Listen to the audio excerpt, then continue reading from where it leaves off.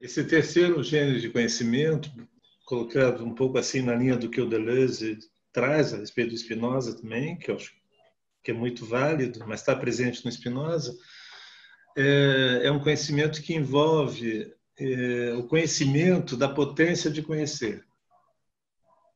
Não é aquilo que se conhece, mas a compreensão da potência de conhecer. Então, essa potência ela é originária. Ela, de algum modo, ela precede todo o conhecimento, né? A potência de conhecer. Conhecê-la, essa potência. Né? Isso entra um pouco dentro da linha do que eu venho tratando a respeito da pulsão. Né? Quer dizer, conhecê-la é exercê-la. Você não conhece não exercendo. Né? Então, é como se você entrasse na posse dessa potência, no seu exercício. A ética é todo o encaminhamento nessa direção.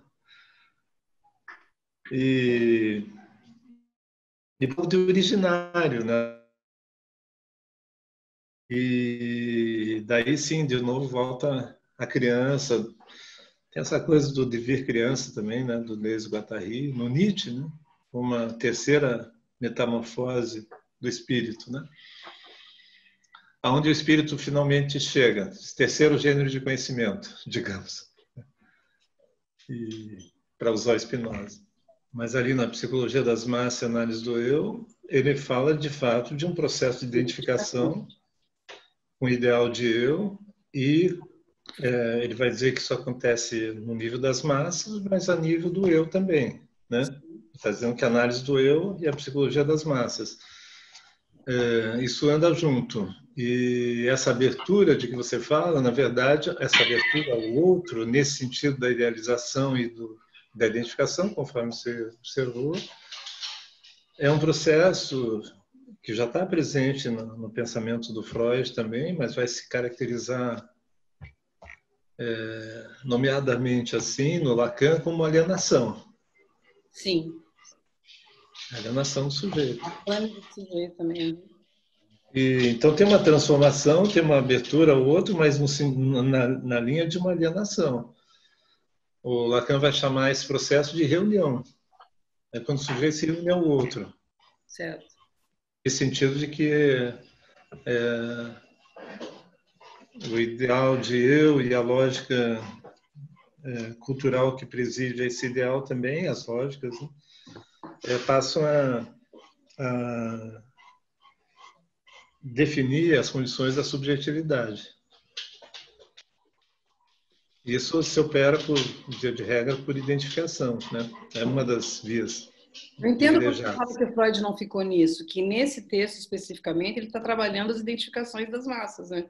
Exatamente, exatamente. Nesse ponto ali ele está nesse, mas o que você quer dizer? Tá. Desculpe, continue. Porque quando ele vai falar do enamoramento também, ele diz de uma desapropriação do eu, tem a ver com isso que você diz, abrir mão da sua perspectiva e tal, só que é um abrir mão da sua condição pulsional também. Sim. Em que o outro passa a ter o valor e é idealizado também no namoramento, etc. Né? Depois, lá adiante, acontece uma decepção. Né? Sim. Ou outras coisas podem acontecer também. Toda a problemática do inconsciente diz respeito, no meu entender, assim, isso tem a ver com Spinoza também, a gente vai ver, as modalidades de investimento libidinal, então da energia do amor, né?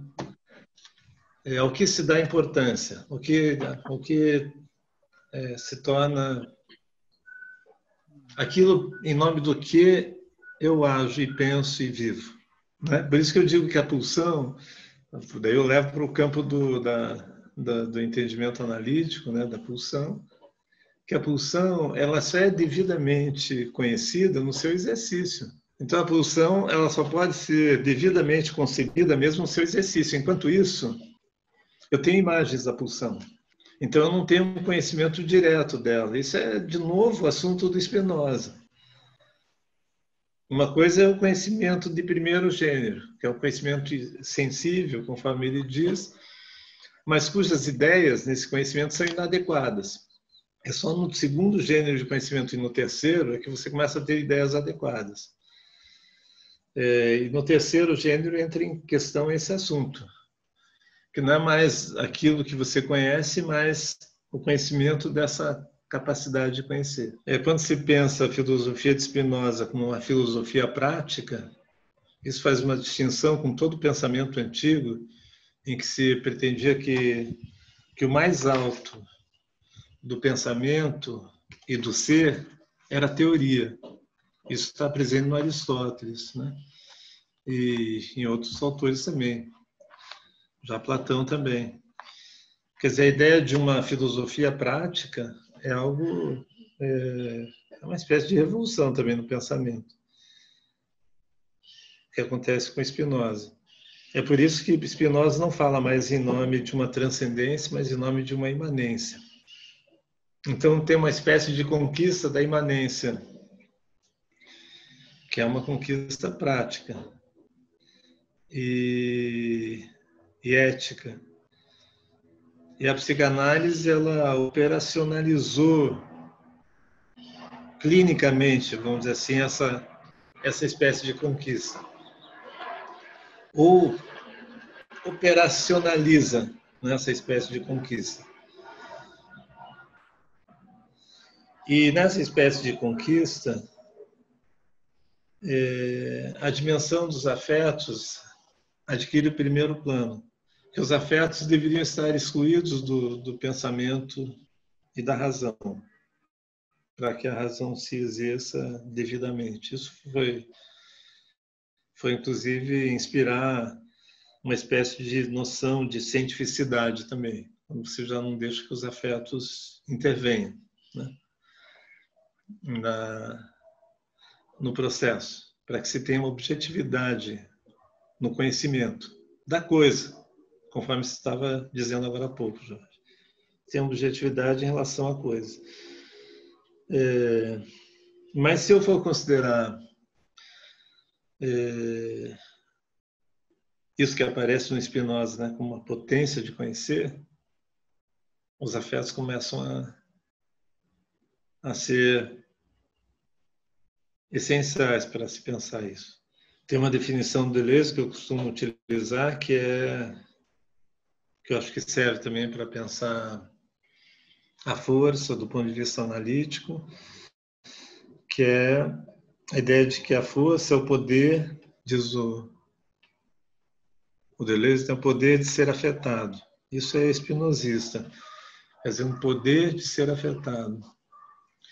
E eu já falei, né, algumas vezes que esse poder de ser afetado significa poder de ser afetado de múltiplas maneiras e, ao mesmo tempo, o modo como eu sou afetado. O poder de ser afetado é o modo como eu sou afetado. Vamos dizer assim, pela primeira vez.